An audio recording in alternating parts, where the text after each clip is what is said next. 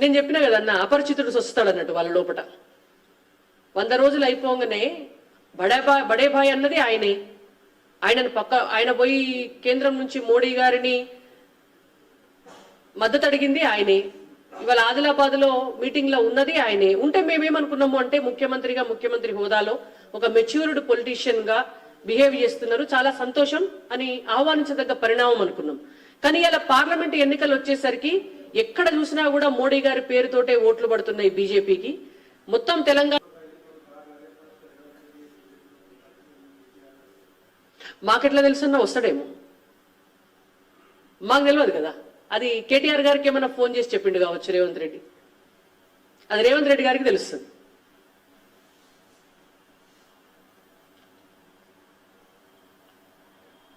ధన్యవాదాలు.